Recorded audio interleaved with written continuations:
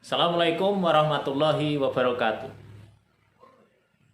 Pada video ini kita akan mempelajari tentang sistem reproduksi pada pria.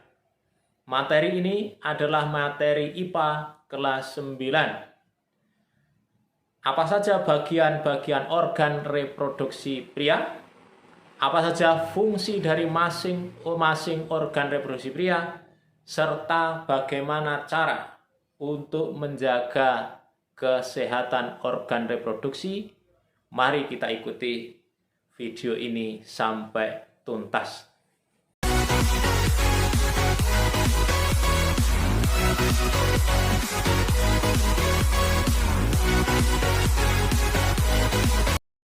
Assalamualaikum warahmatullahi wabarakatuh. Pada video ini kita akan mempelajari tentang organ reproduksi pria. Meskipun materi ini agak tabu untuk dijelaskan secara jelas, namun ini harus kita pelajari dan harus kita pahami agar kita bisa melakukan pola hidup yang bertanggung jawab, terutama di dalam menjaga dan memelihara alat reproduksi kita agar senantiasa sehat secara fisik maupun sehat secara rohani. Pada video ini kita akan mempelajari tentang organ reproduksi pria serta fungsi-fungsinya dan bagaimana cara menjaga kesehatannya. Jadi nanti untuk memudahkan belajar kita, silahkan setiap slide yang ada pada video ini Anda screenshot, kemudian disimak dengan baik apa keterangan yang akan saya sampaikan. Baik, kita awali dari ini adalah terkait dengan organ reproduksi pada pria. Secara garis besar, organ reproduksi pria itu ada yang organ reproduksi eksternal, ada organ reproduksi internal. Organ reproduksi eksternal yaitu organ yang berada di luar tubuh. Nah, ini contohnya. Ini yang berada di luar tubuh. Ada dua organ di luar tubuh, yaitu yang ini adalah skrotum. Ya, skrotum. Ini di dalamnya adalah testis. Kemudian bagian yang depan ini adalah alat kelamin, atau kalau bahasa ilmiahnya adalah penis. Jadi organ ini yang ada di luar, makanya ini adalah organ eksternal. Nah, terkait dengan penis, ini di dalamnya ada uretra, ya, ada uretra atau lubang uretra. Kalau ini uretra, ya, kalau di bawah kantong kemih ini uretra namanya. Sedangkan yang di atasnya, ya, di atas dari ini nanti ureter. Nanti jangan bingung antara uretra dan ureter. Jadi uretra itu yang ada di sini ini. Nah, ini adalah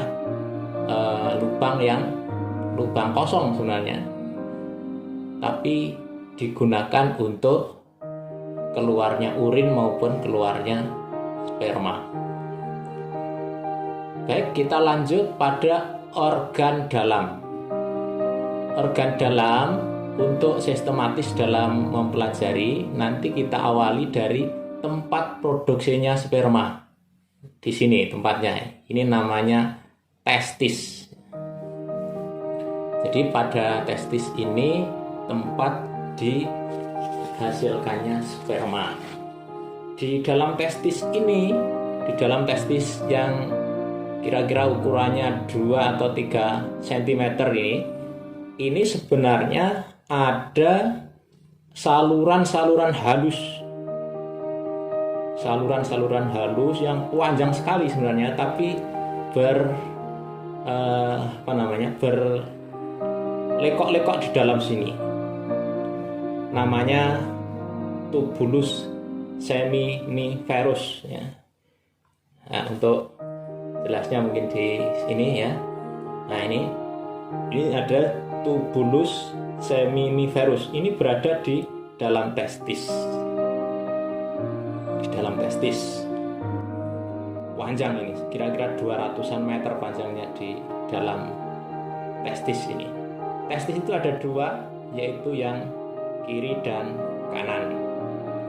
Nah, disinilah tempat diproduksinya sperma, juga tempat dihasilkannya hormon testosteron.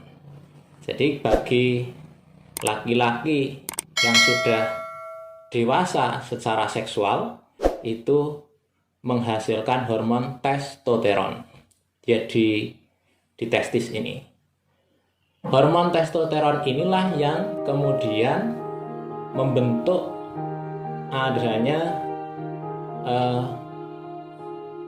munculnya ciri-ciri kelamin sekunder. Misalnya tumbuh kumis, tumbuh jenggot, kemudian suara menjadi membesar. Nah, itu adalah disebabkan adanya hormon testosteron yang sudah berfungsi. Nah, dari sini kembali lagi ke peran utama testis penghasil sperma ya. Itu setelah sperma ini dihasilkan, selanjutnya masuk ke epididymis. Ini epididymis. Epididymis ini menempel pada testis, posisinya juga masih di dalam skrotum ya.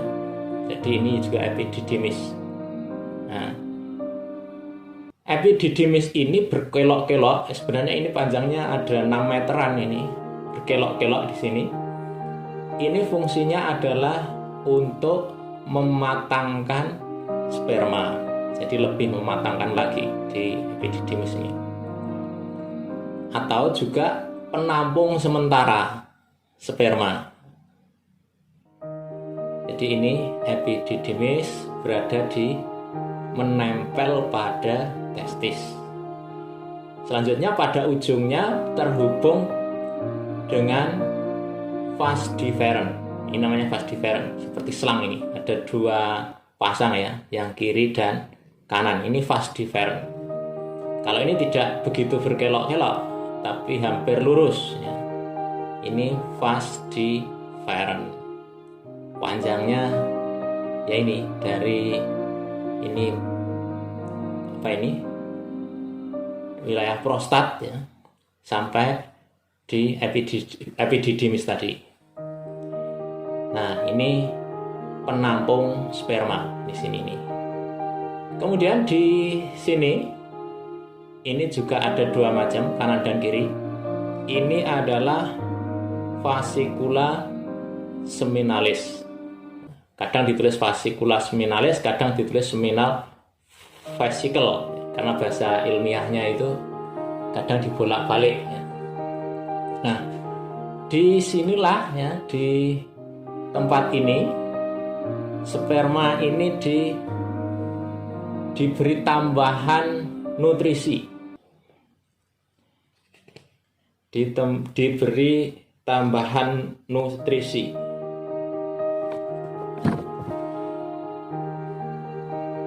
Karena di seminal vesical ini itu dihasilkan semen. Nah, semen atau ya air mani itu ya. Bahkan air yang dihasilkan ini ya, air mani yang dihasilkan di sini ini itu 60%-nya ya dari sini. Kalau dari sini tadi kan dari testis tadi adalah sperma ya, sperma.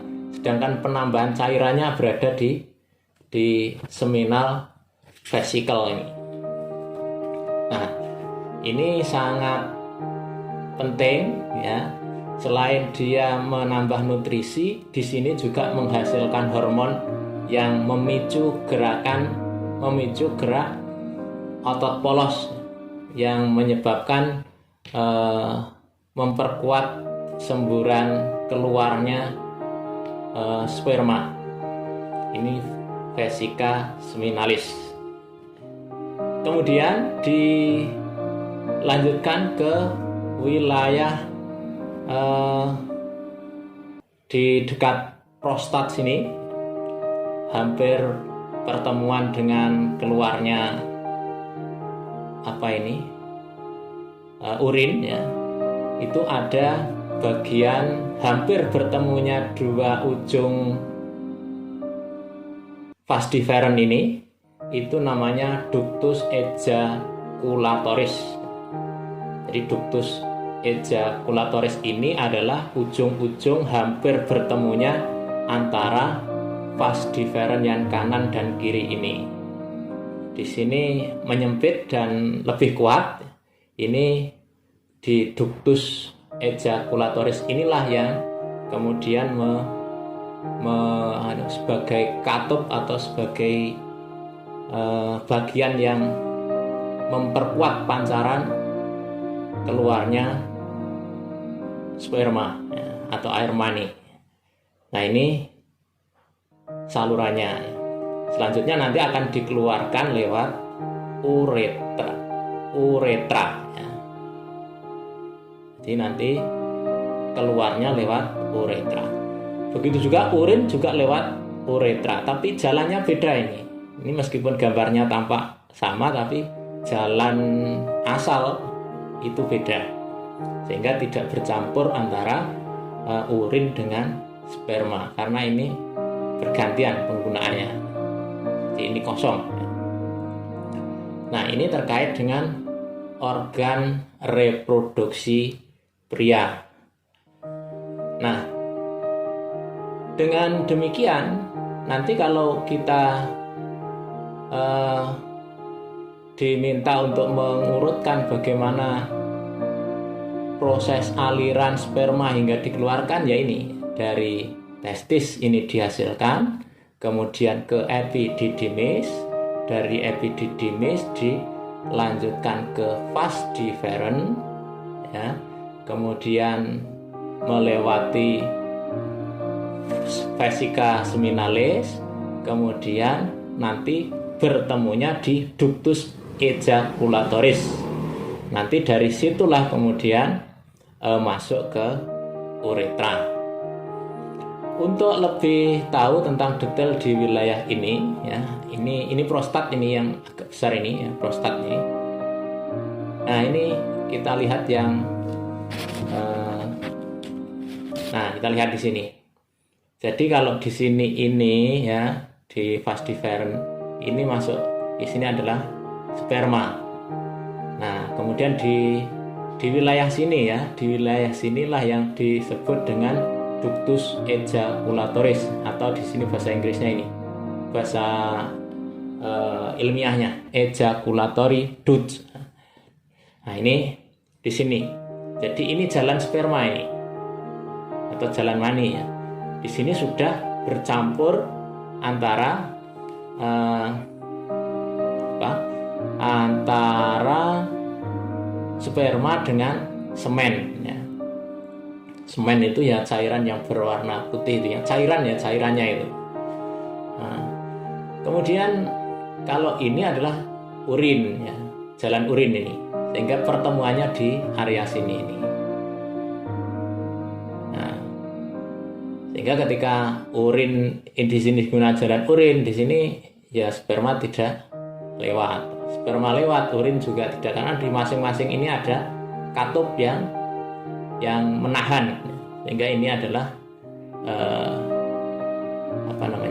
saling wilayah kosong ya, wilayah kosong. Nah, saya rasa ini ya terkait dengan organ reproduksi pria dan fungsi-fungsinya.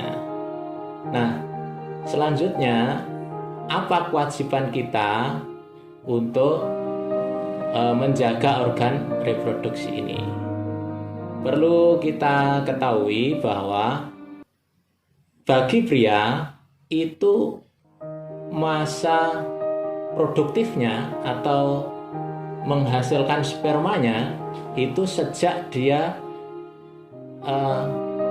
ya puber ya, atau sejak dia ya menghasilkan sperma di sini sampai akhir hayatnya ya. Jadi kalau laki-laki itu tidak ada menopause ya, jadi sampai tua pun menghasilkan sperma.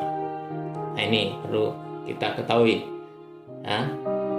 Kemudian organ-organ ini juga harus kita pelihara kebersihannya.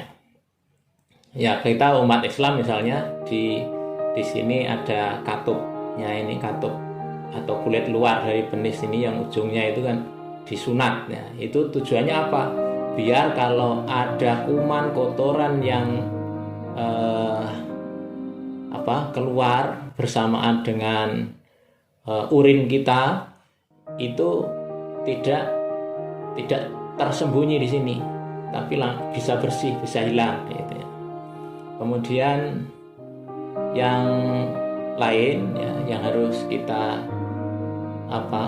kita sadari kewajiban kita terhadap organ reproduksi ini adalah bagaimana kita menjaga pola hidup kita supaya organ reproduksi kita tetap sehat. Apa contoh pola hidup yang mendorong terciptanya kesehatan alat reproduksi?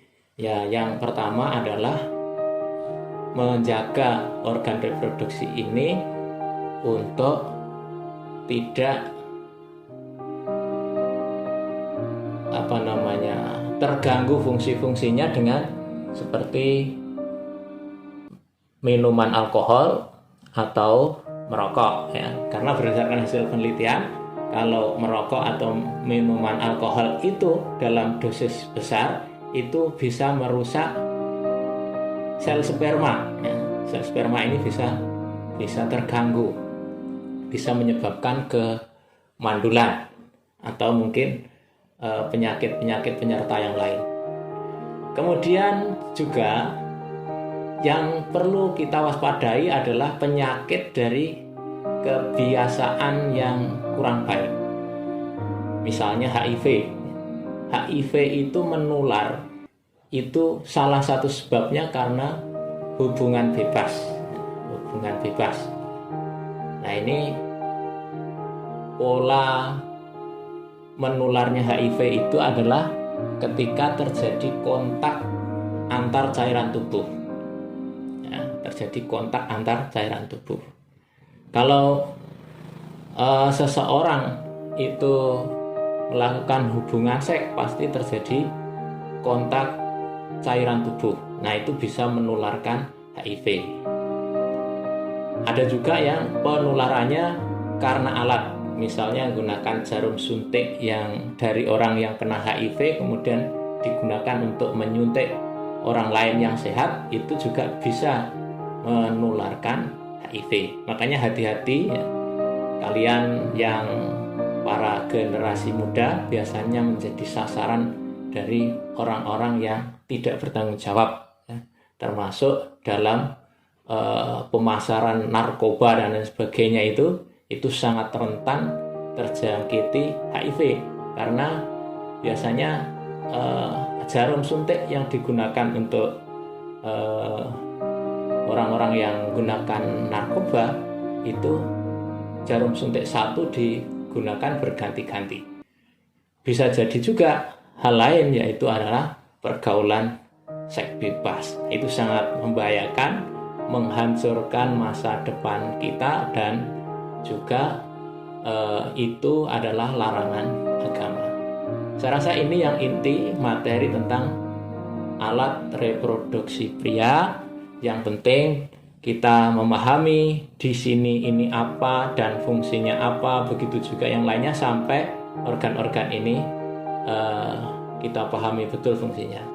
Nah, karena saat ini sifatnya prolog ya, karena SMP itu kan memang baru tahap awal pengenalan terkait dengan organ reproduksi, maka saya rasa sementara ini cukup.